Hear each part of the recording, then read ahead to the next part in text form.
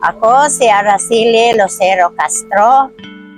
Dati nagpuyo sa Damulog, Bukidnon. Naningpalad ko nga moari sa Malaybalay City kaya ang akong mga anak kursunadam eskwela. So sa kung magpabilin mi sa Damulog, dili mi makapa-eskwela sa among mga anak. So naningpalad gid mi sa Malaybalay nga mamaligya og mangga para maka-eskwela ang among mga anak. Nag-starting ko pamaligya og mangga 1999 hantod karon 2024 na maligya lang gihapon ko 25 na ko katuig na maligya hantod karon. Dayon gibuligan sa Ginoo uban kaming magtiayon. Giabag-abagan ko sa kumbana o ang construction para makagasto mis sa akong anak. Gikaluyan mi nakahuman ang akong mga anak sulod sa pila ka tuigan. Pero sa Dios nahuman ang akong mga anak. So nagpasalamat ko sa Ginoo nga siya ang guide kanamo para maka-eskwela og tarong among mga anak taliwala sa among kalisod.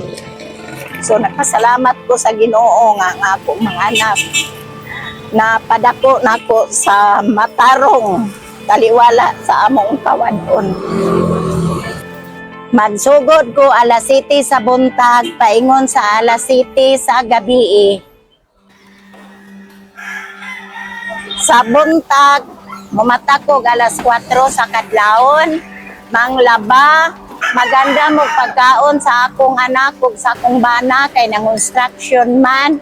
Pagkahuman, moari ako sa akong baligyaanan kilid sa simbahan sa Baptist Church.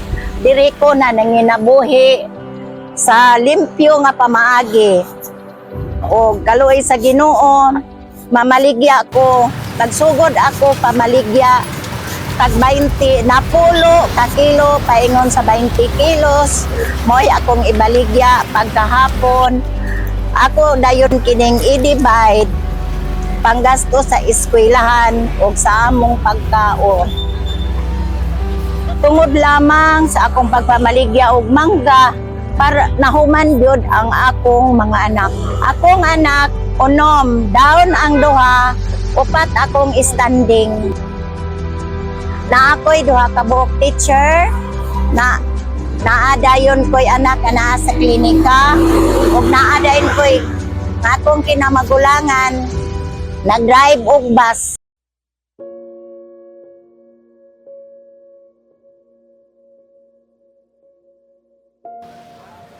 Sa among pagpamaligya, uwan init, among gisagupa ug among giantos para lang makakwarta, parang makakaon o makagasto sa eskwelahan sa mga bata. Ang maayo sa among pagpamaligya, ang pagpamaligya manggod sa mangga, walay utang. So, makapa-eskwela o makakaon gyud kami o kay wala may utang, dili man ni sama sa sari-sari nga utangon. Ang mangga wala gayoy utang, mas kami pa ay makautang. Pagkahapon among bayaran ang tag-iya sa mangga. Mauna ang among kasinatian sa among pagpamaligya.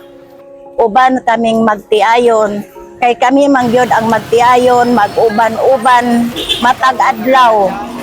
Magbulag-bulag lang may kaming magtiayon. Kung siya man trabaho construction, pero panahon kung mamaligya mi, mag-uban jud ming magtiayon. So magpasalamat lang sad ko sa Ginoo nga taliwala sa among kapobrehon nga madasig mi bisag mamaligya ilamig mangga nga nakapa-eskwela bilang handumanan tibuok na mong kinabuhi.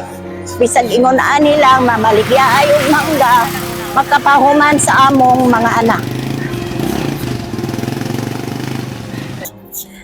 Ang akong ikaistorya sa mga kabataan o sa mananaway sa maong video, akong gipanghinaot nga magdako, nga matinud-anon, sa pag-eskwela tungod ug alang sa paningkamot sa mga ginikanan, kay ang pangarap sa mga ginikanan ngadto sa mga anak nga hayag ang kaugmaon aron matuman ang pangandoy sa matag usa kaninyo.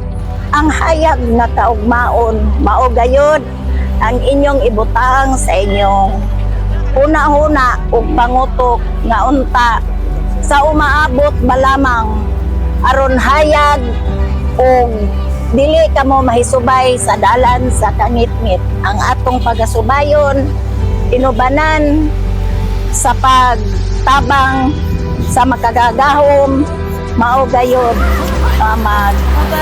matarong kita sa atong pagka matinud-anon sa atong pag-eskwela aron matuman ang atong mga pangandoy sa atong kinabuhi.